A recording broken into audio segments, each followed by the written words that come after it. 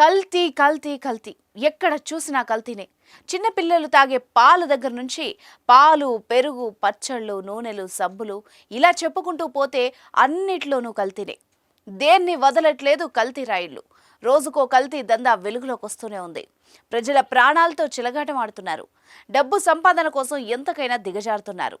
ప్రభుత్వాలు ఎన్ని ప్రయత్నాలు చేసినా, ఎన్నిసార్లు అడ్డుకొని కేసులు నమోదు చేస్తున్నా కల్తీ దందాలకు మాత్రం తెరవడ్డం లేదు. మనం నిత్యం ఉపయోగించే ఎండు మిరపకాయలను కూడా కొంతమంది కల్తీ చేయడం ఆందోళన కలిగిస్తోంది. ఎర్రటి రంగులో తళతళా మెరిసేందుకు వాటికి రంగు నద్దుతున్నారు కల్తీ రాయుళ్లు. మీరు కొత్తగా బిజినెస్ స్టార్ట్ చేయాలనుకుంటున్నారా? మార్చ్ 16-17 హైటెక్స్ లో ఫ్రాన్సెస్ ఇండియా బిగ్గెస్ట్ ఫ్రో ఎక్స్పో.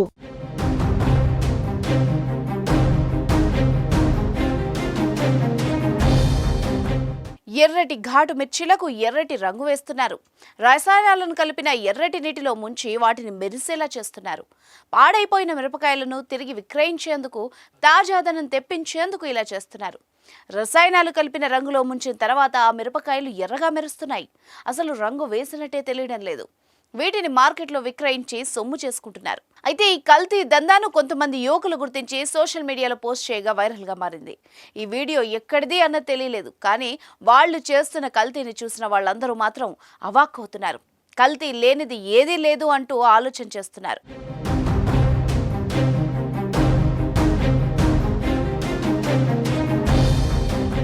ఒకప్పుడు కొన్ని పదార్థాలు మాత్రమే కల్తీకి గురయ్యేవి. కాదేది కల్తీకి అనర్హం అంటూ రెచ్చిపోతున్నారు. పండ్లు కూడా కొన్ని రకాల రసాయనాలను ఉపయోగించి పండేలా చేస్తున్నారు. ఇలా కెమికల్స్ కలిపిన వాటిని తినడం వల్ల క్యాన్సర్ వంటి వ్యాధులకు గురవుతున్నారు.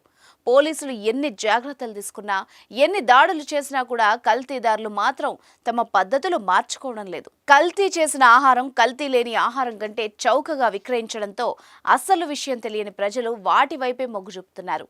కల్తీ దందాపై అధికారులు దృష్టి సారించి ప్రజల్ని రక్షించాలని డిమాండ్లు వ్యక్తం అవుతున్నాయి.